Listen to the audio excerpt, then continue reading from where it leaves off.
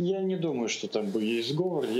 В этом случае я не разделяю твою А конспирологическую это теорию не моя сейчас. Я версия, думаю, я тебе просто говорю, я тоже ее не разделяю, я тебе просто говорю, что есть ощущение, что очень много, тут пазла нет, есть, то есть пазла нет, много белых пятен, но ощущение, что что-то происходит за спиной под ковром, и о чем они договорились, есть. Вот о чем они могли гипотетически договориться. нет, это не сговор. Понятно, что они договорились. Только они договорились не о сговоре. Сговор это подразумевает какие-то совместные действия, да?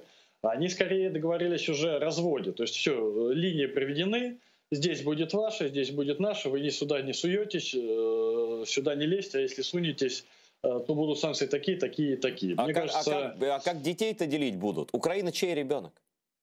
нет, Украину Запад будет тянуть на Запад. Украину России отдавать не хотят, но, опять же, они не хотят на словах, на уровне политических встреч, да, на уровне там разговора Байдена с Путиным. Но, опять же, воевать, поднимать армии за Украину никто не будет. Это в первую очередь задача Украины. Ну, Украина конечно, все-таки, если бы они меня хотели армию тоже... поднимать, они бы, наверное, в НАТО нас пригласили по ускоренной программе. Извини меня, в Да. Украине 40 миллионов человек. Никакая там 9-миллионная Бельгия не обязана, не будет воевать за Украину. В первую очередь воевать за Украину обязана Украина. И тут Если вариантов Украина нет это ни при делает, каком раскладе. если Украина это делает, если Украина это показывает всему миру, если есть сильный лидер, который пинает постоянно каждый божий день, каждый божий час, и есть команда, в которой там, не знаю, Береза, Гончаренко, Ляшко пинают их пинками каждую секунду в пасе и заставляют принимать те или иные решения, тогда все будет.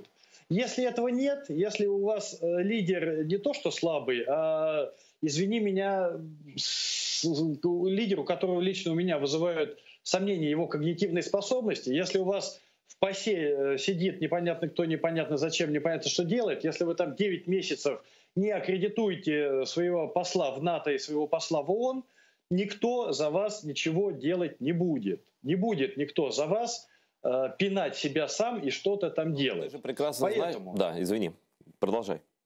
Да, поэтому, если есть сильная страна, которая хочет и идет, ей будут помогать. Нет, не будут. Поэтому о чем, на мой взгляд, могли разговаривать Байден и Путин? Они договорились о том, где будет проходить железный занавес. Потому что точек соприкосновения у России с Америкой, на мой взгляд, совершенно уже не осталось.